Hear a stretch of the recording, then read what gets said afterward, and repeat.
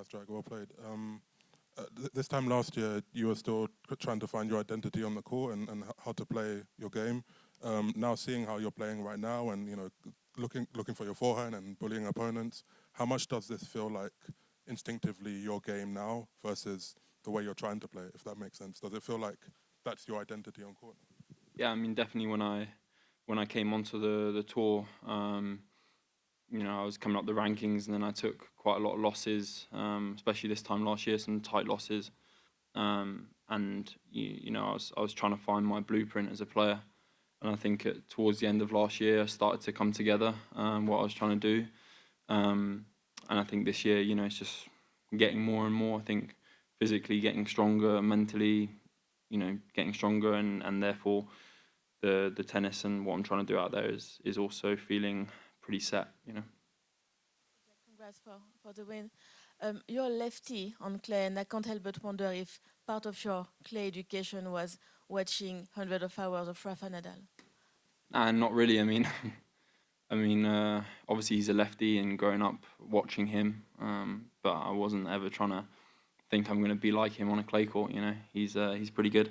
But no, I think definitely things that I can learn from the way he looks for his forehand, the way he dictates, and the way he bullies opponents, especially on the clay. I think that's definitely something I'm learning how to do. Look for my forehand more and try and dictate what I'm trying to do, for sure. You just said that you're mentally stronger. Players say that all the time. I'm just wondering, can you explain what that means? Like, how do you notice I'm now mentally stronger than a year ago? Yeah, I mean, I think just more experience, obviously more matches, more chances I've had to play on the biggest stages against top players, and more exposure to that. I think that helps big time. But also I think,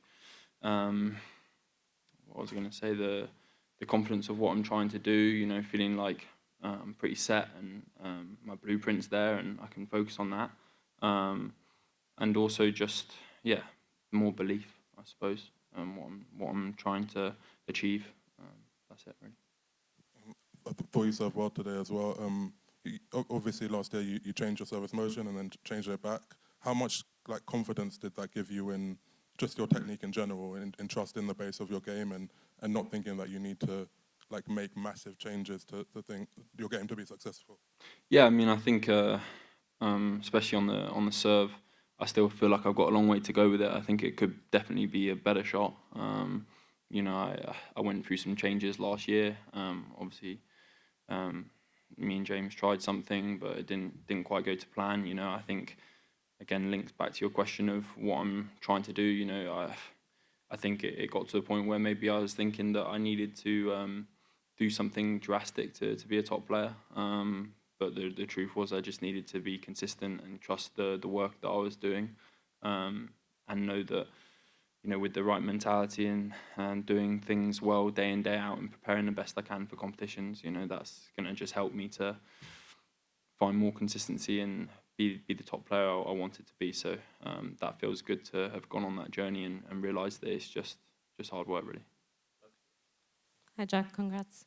Jack, the more I talk to tennis players, the more I realize burnout is almost inevitable at some point with a tour like this. When you look at other players who have perhaps struggled with these kind of things, and you're still young, right? Is there anything you put in your mind and something to prevent hitting that wall, or detecting early, oh, I'm about to hit a wall, I need to be able to step back because the sport is kind of relentless?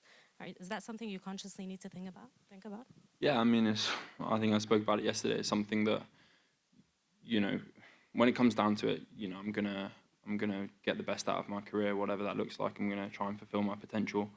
I think the way the tour is at the moment, and these 2-week events, and less weeks to be at home, less weeks to train, it just seems like you're on a constant rabbit wheel, and there's no way off it. And I think that's scary to think about as a player. To think that, look, I know we're earning good money and we're playing in front of great crowds, and it's something I love to do, but it's mentally very, very taxing, and something that I hope that potentially the ATP and the tours come together at some point and, I don't know, clean it up a little bit, I suppose, to make it so that there is a bit more space to train and to work on our bodies. I think for me the big thing is I think the quality can suffer a little bit. You know, I think there's a lot of top players who are in and out with their performances, and it's just purely because it's just overplaying, you know, and it's,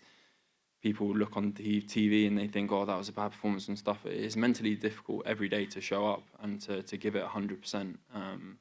And you know, we have lives as well. There's things going on off the court all the time. There's you know, we're not robots. So I think it is a scary proposition what's ahead. You know, the fact that it is a long career. But then again, you know, I don't have to play until I'm 35. I can do everything and get the best out of myself, and I'll stop when I feel like I'm ready. Ben Shelton said that as a lefty, he struggles to find practice partners sometimes, and you know, people don't want to train with him, and then when they're playing against a lefty, suddenly it's a long line of people wanting to hit with him. And he mentioned you as like probably experienced the same thing. So yeah, I'm just curious, have you ever been discriminated against as a lefty? Yeah, of course, all the time. Happens every week. You know, I've never been someone who's like that worried about who I hit with, whether it be a lefty or a righty. You know, if I'm focused on myself. But yeah, a lot of players, I can understand it, of course, but they get it in their heads that they can't hit with a lefty before the tournament or before they play or something like that. So you end up not having anyone to hit with in the draw. You know, I suppose Shelton would have said that whoever he's playing, everyone's contacting me to want to hit, and vice versa. So yeah, I guess just look for someone who's playing one of those players, and hopefully I'll get a hit.